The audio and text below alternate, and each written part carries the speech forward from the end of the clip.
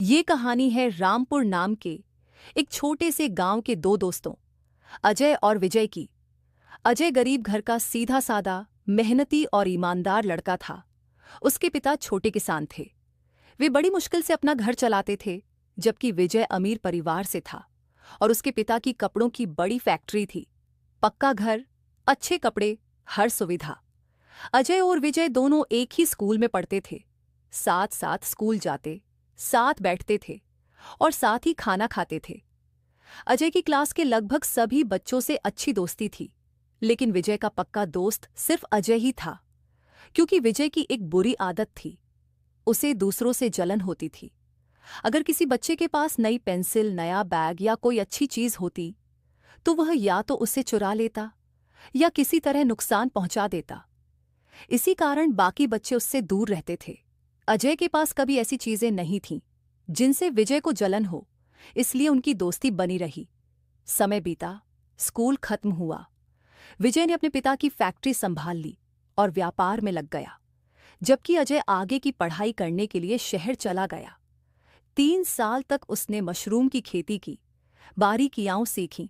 पढ़ाई पूरी कर वह गांव लौटा और अपनी थोड़ी सी जमीन पर मशरूम की खेती शुरू की।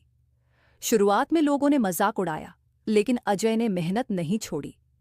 कुछ ही समय में अच्छी पैदावार हुई और वह मशरूम शहर में बेचकर अच्छा पैसा कमाने लगा। धीरे धीरे उसके घर की हालत सुधर गई। उसने गांव के किसानों को भी मशरूम की खेती सिखाई, जिससे पूरे गांव की आय बढ़ने लगी। अजय की इज्जत और लोकप्रियता बढ़ती गई। यही बात विजय को अंदर ही अंदर चुभने लगी। उसकी फैक्ट्री भी अच्छी चल रही थी, वह भी अमीर था, लेकिन लोगों का अजय की तारीफ करना उसे अच्छा नहीं लगता था। विजय ने अजय से ईर्ष्या करना स्टार्ट कर दिया और उसने अजय से दूरी बनानी शुरू कर दी। फोन उठाना बंद कर दिया, मिलना जुलना कम कर दिया और धीरे धीरे बातचीत पूरी तरह बंद हो गई। कुछ साल ऐसे ही बीत गए। एक दिन अजय अपने घर की अलमारी में कुछ ढूंढ रहा था, तभी उसे एक पुरानी पेन मिली। ये वही पेन थी जो विजय ने उसे बचपन में दी थी। पेन देखते ही बचपन की सारी यादें ताज़ा हो गईं। अजय ने तय किया कि वह दोस्ती को ऐसे खत्म नहीं होने देगा। उसने विजय को फोन किया, लेकिन विजय ने फोन नहीं उठाया। कुछ दिन बाद बाजार जाते समय रास्ते में विजय मिला, पर उसने अजय को अनदेखा कर दिया और फैक्ट्री की ओर चला गया। अजय पूरे रास्ते अपने दोस्त विजय के बारे में सोचता रहा। उसे विजय की बचपन वाली आदत याद आई। वह घर लौटा, वह पेन उठाई और सीधे विजय की फैक्ट्री पहुंच गया। वहां उसने प्यार से बात की और वह पुरानी पेन विजय को दिखाते हुए कहा, याद है, ये तुमने दी थी, आज भी संभाल कर रखी है। फिर उसके कंधे पर हाथ रखकर बोला, दोस्त, आज भी तुम्हारी जलन की आदत गई नहीं। आज मैं सफल हूं, लेकिन अगर तुम मुझे शहर जाकर आगे पढ़ने के लिए प्रेरित नहीं करते और मेरी फीस जमा करने में सहायता नहीं करते, तो शायद मैं भी आज गरीब ही होता। मेरी सफलता में तुम्हारा भी हिस्सा है। ये सुनकर विजय की आंखों में आंसू आ गए। उसे अपनी गलती का एहसास हुआ।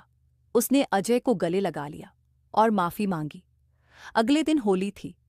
विजय गुलाल लेकर अपने सभी पुराने दोस्तों के घर गया, सबसे गले मिला और दिल की सारी दूरियां मिटा दी। उस दिन रामपुर गांव सच में रंगों से भर गया।